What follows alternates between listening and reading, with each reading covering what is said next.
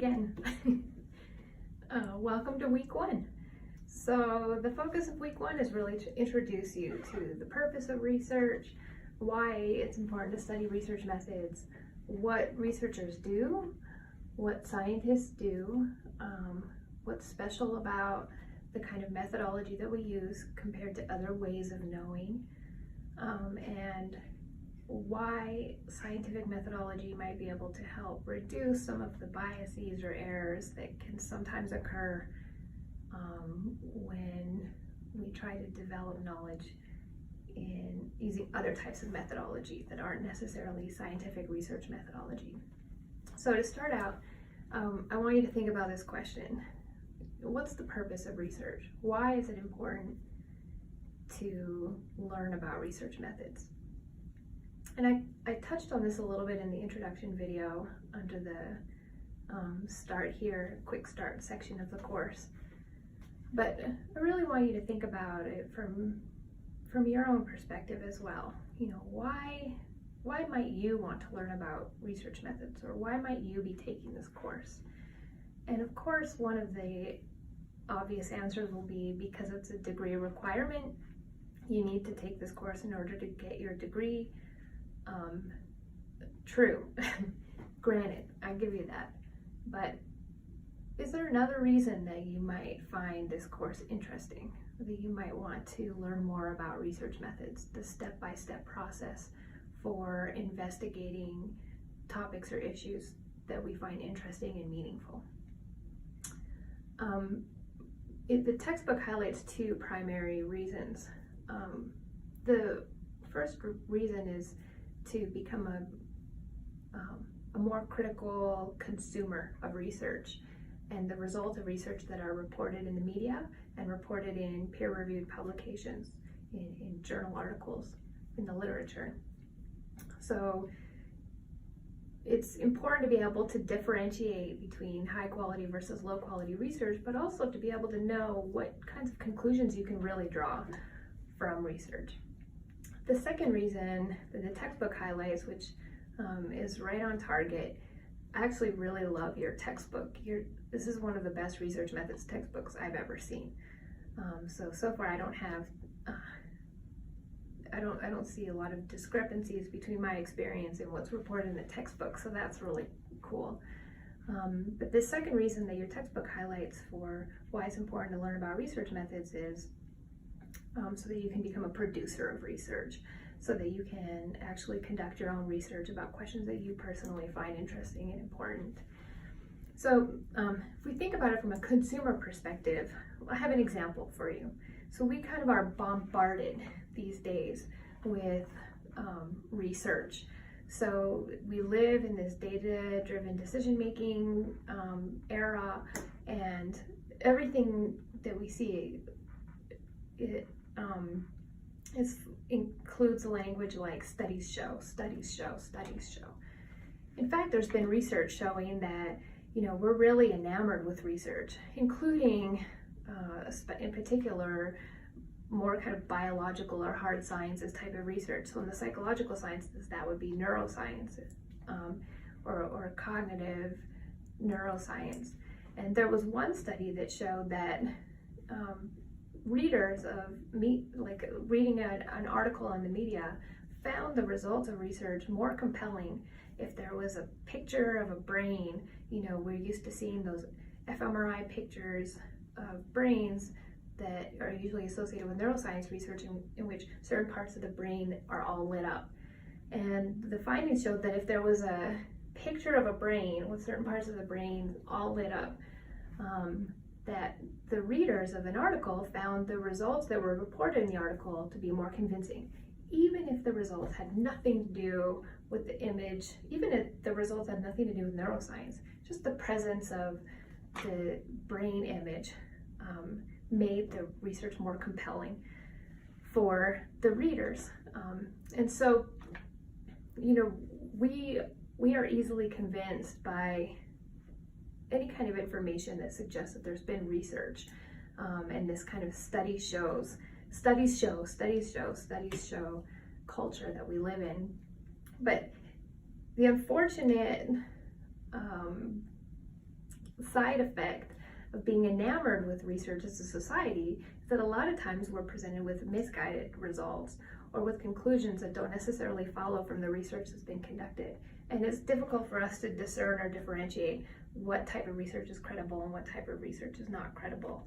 In fact, there was a recent study that just came out, the Association of Psychological Sciences just reported it, showing that fake news, right? So we also right now are bombarded with what's been called fake news, and regardless of your political orientation, we all seem to think that there's a lot of fake news out there, and there is. And there's a study showing that when researchers make up news and present the news to participants, it actually plants a false memory into the mind of participants, so that later when participants are asked whether they knew about this news, which was fake news, completely made up, fictitious news made up by the researchers, almost half of the participants stated that they had learned about that information prior to the study, and they could actually provide details about a memory in which they learned that information, and that they already were aware of that fake news that had been reported, and yet the researchers themselves made it up. So how can we be more critical and more aware about the kind of information that we believe, that we consider to be valid? Here's an example. This is an article that was printed in the media. It's called Hypertexting Associated with Health Risks. Now I'm going to read some of this to you, and I want you to think about what might be problematic about this article. So it starts out, teens who spend excessive amounts of time texting and networking are associated with greater risk for unhealthy behaviors or mental health problems, according to a Case Western Reserve School of Medicine study. The research was conducted to determine if communication technologies could be associated with poor health behaviors, including drinking, smoking, and sexual activity. The study based its findings upon a sample of high school students from an urban Midwestern U.S. county. According to the findings, nearly 20% of the participants were hypertexters. The researchers defined hypertexting as texting more than 120 messages per school day. Many of these participants were female, from lower socioeconomic status, a member of a minority group, and had no father in the home. Specifically, these hypertexting teens were found to be highly at risk for the following. They were 40% more likely to have tried cigarettes, 2 times more likely to have tried alcohol, 43% more likely to be binge drinkers, 41% more likely to have used illicit drugs, 55% more likely to have been in a physical fight, nearly 3.5 times more likely to have had sex, and 90% more likely to report 4 or more sexual partners. The director of the Case Western Reserve School of Medicine Master of Public Health program made the following comments about the research. The startling results of this study suggest that when left unchecked, texting and other widely popular methods of staying connected can have dangerous health effects on teenagers.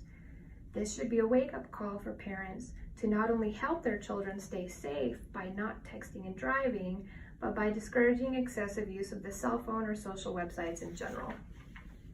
Now, what do you think could be problematic about the reporting of these results? If we ask a question about whether the research itself is valid, we would have to go back and find the research article, and using skills that we develop for understanding the research process and knowing how to conduct rigorous research, we can read the research article to try to determine whether the methodology is valid. But independent of the methodology itself, what might be problematic about the way in which these results are reported? Did you catch anything? If you've taken stats, I believe statistics is a prerequisite for this course, you might have picked up on something that was problematic about how these results were reported in the media. Specifically, the research showed that there was an association between texting and multiple types of risk behavior. But correlation does not imply causation. Just because we see a correlation or an association between 2 variables, And by variable, I mean just any characteristic that can be measured. So texting is a characteristic that can be measured. It's a behavior that can be measured. Binge drinking is a characteristic that can be measured. So just because we see a relationship between variables does not mean that we can draw conclusions about whether one variable causes another, even if it seems really intuitive to us about the nature of the relationship. In research, we don't draw conclusions about causality unless we're conducting a carefully controlled experiment in which we're randomly assigning participants to an experimental condition and a control condition and controlling all confounding variables. So the team of researchers who are involved in this research actually jumped to conclusions when reporting their research in the media, stating that texting causes these particular kinds of risky behaviors. But of course, there could be multiple other factors. In many cases in research, we're concerned about what's called the third variable problem. Is there a third variable or an additional variable that might be causing all of these behaviors, so that when we study these behaviors, we see a relationship between them, but we just haven't studied the cause, so we don't know that there's a separate cause. In your textbook, they call that the present bias. A lot of times we're biased to look at what's in front of us. We might not be thinking about all of the hidden variables that we're not measuring. We're not thinking about what's not present. We're not always as effective at automatically thinking about the variables, the conditions, the environmental factors that are absent from our focus of study. So the fact that texting is associated with risk behavior could mean that there are some factors, some situations in that individual's background that is both causing a lot of texting, hypertexting, as well as other kinds of risky behaviors. There could be something going on in the individual's home. There could be an event, a traumatic event that an individual experienced that is kind of simultaneously causing all of these different behaviors. But we don't know. The important thing is that we don't want to walk away from a report like this thinking that texting causes binge drinking, right? And yet, that is the conclusion that was drawn in this particular media report. So being able to better understand when we can draw particular conclusions and the limitations of particular types of research designs can help us to become more critical consumers of the media that we're bombarded with, the media that's constantly trying to tell us how to live our lives. When should we believe those reports? When should we assign value to those reports? And when might we be more critical and skeptical about those reports? So learning about research methods for the purpose of becoming a critical consumer is really important. In addition, learning about research methods for the purpose of becoming a producer is really important. And even if you think that you might not be interested in a career in research, I invite you to open up the possibility that you might conduct research one day. Research is really important, even if you're in a career that's not necessarily a research-focused career. If you're working in community and you're working in a particular program, in many cases, in order to demonstrate the effectiveness of your program, you need data, you need evidence. We live in this world in which we need to be able to show the numbers. Show me the numbers. It's related to show me the money. If we want funding for our programs, we need to be able to provide funding agency with data, in many cases numbers, that demonstrate that our program is worth funding. So it's really important to know how to produce research, even if you don't necessarily choose it as a primary focus for your career. And so when you're thinking about the ability to produce research, this is a 3-credit course, so you'll be able to engage in a few hands-on activities, but you won't be collecting a lot of data as part of this course. That would be something that you would do in a more advanced research methods course. But I'm still going to implement assignments that will help you to think about the type of research that you find interesting, what you might like to study using research methods, and what type of research you would actually conduct using the skills that you develop in this course if you had the opportunity to do so. So think about that for a second. We'll just start with a really basic question. This is not an assignment, this is just a brainstorming question, something for you to think about right now. What are the topics in psychology or in your field of interest that you think are important or interesting or meaningful? Where are the problems that you identify that you would like to spend your time focusing on? Where would you like to allocate your attention? What do you want to be thinking about? And where do we need solutions? Where do we need understanding? What's a topic of interest for you personally that you would like to learn more about, where you would like to ask questions in a way that will help to enhance your understanding of that particular topic, and also to enhance understanding within the field more generally about that particular topic. So for me, as I mentioned in my previous research, a lot of my interest was focused on culture and cognition. And so in your textbook, in addition to looking at the purpose for research and why we might be interested in studying research methods, in chapter 2, the textbook does a really nice job of outlining different sources of knowledge and the methodology that we use to acquire knowledge in research. And so here's a fancy word for you. I don't see this word in your textbook. This is a word for you to know. It's very important. It's epistemology. I'm not sure if you've heard that word before. Again, it's epistemology. E-P-I-S-T-E-M-O-L-O-G-Y. Epistemology. And really that just means way of knowing, or the nature of knowledge, or how knowledge is acquired. Where does knowledge come from? Whatever your beliefs are about where knowledge comes from, that's your epistemology. So now I've given you a fancy word that you can use next time you're at a party. You can start to show off your NAU education.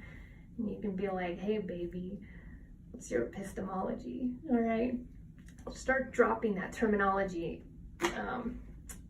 Mostly when you're really pedantic like that. Pedantic means that you're unnecessarily using large words. So the word pedantic itself is pedantic. Usually when you're pedantic like that, I think you might have a difficult time making new friends. Nevertheless, you can show off how smart you are by dropping terminology like that. So in science, the epistemology that we value is systematic empiricism. So empiricism, or empirical, means able to observe through the senses. So we're interested in studying observable behavior that we can either perceive directly through the senses, or that we can perceive via the instruments that we use to assist the senses. That doesn't mean that we only care about behavior. We use behavior as an indicator of what might be going on mentally, what might be going on psychologically that we can't observe. So we might measure participants' response times for clicking buttons to look at the types of concepts that are activated psychologically. But the behavior that we're measuring is observable. So that's empiricism. And we observe in a particular way that's systematic. It's based on theory, research questions derived from theory that we use to carefully design a particular method. We develop hypotheses or predictions about the outcomes of our study based on our design. We collect data, and then we draw conclusions based on our study design. So the theory research question relationship can be tricky. And I want to give you a couple of examples about theory. In the culture and cognition research that I conducted, there was one project I was working on looking at the influence of culture on cognition or on our concepts of the natural world at different stages in development.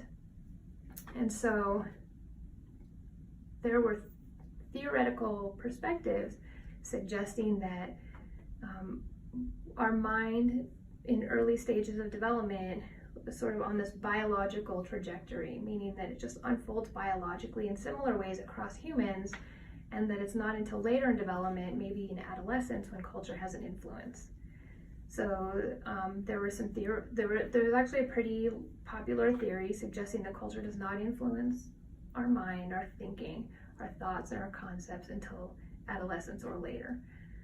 But that theory hadn't been directly tested yet. So in one project that I worked on, we directly tested that theory by investigating cultural differences at early stages of development, early in childhood, among children as young as 5 years of age.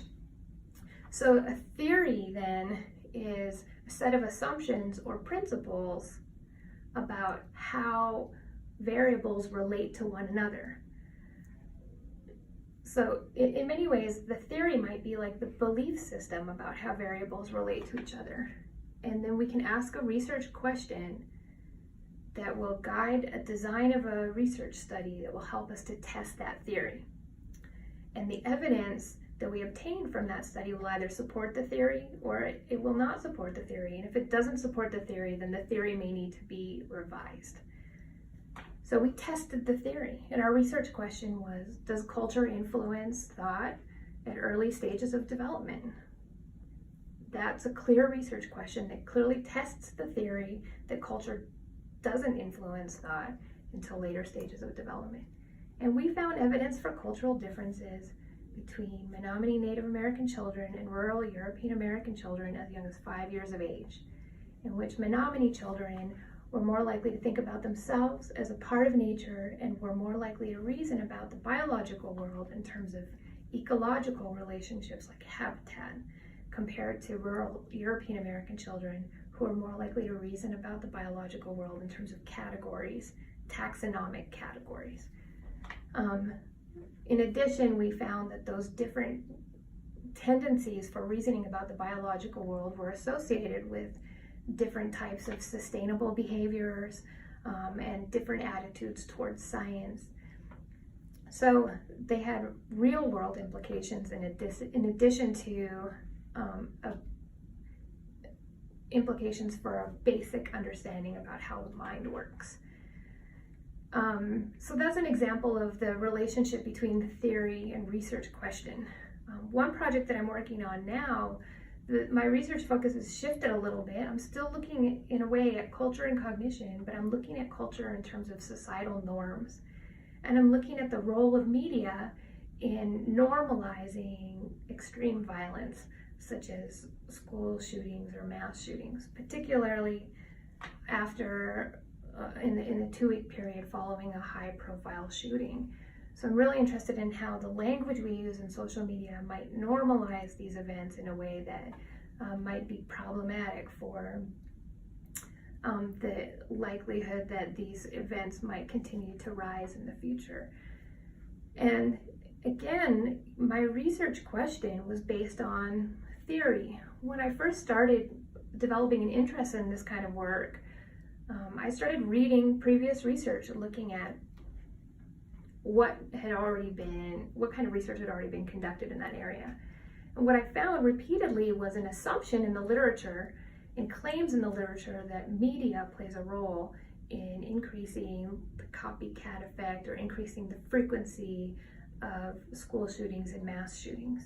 But I had not found any research that had directly tested those assumptions, that had directly tested those theoretical assumptions or principles that were guiding a lot of the work. In particular, nobody had looked at the role of media in perpetuating school shootings and mass shootings within that 2-week contagion period following a high-profile event. A contagion period being this documented period in which we see an increase in frequency of school shootings for a 2-week period following an event. And so there was this theory about the role of media in increasing contagion of school shootings and mass shootings. The theory was that media plays a role by sensationalizing the shooter and really emphasizing on characteristics of the shooter, which appeals to some tendencies towards narcissism among school shooters and mass shooters. That was the theory. Those were the assumptions. Those were the principles about the relationship between the variables, in this case variables being media, sensationalizing the shooter, narcissism, and frequency of shooter events. But nobody had directly tested the theory. So in the research I'm conducting now, I'm conducting multiple studies to test the theory. And so my research question is, does media play a role in increasing the frequency of school shootings and mass shootings? And if so, what is the nature of that role? What are the specific mechanisms by which the media has that particular kind of influence? So I'm analyzing social media, but I'm also conducting carefully controlled reaction time experiments to assess activation of concepts following exposure to different types of media. So hopefully that helps to give you, it's difficult to start to discern the difference between theory and research question.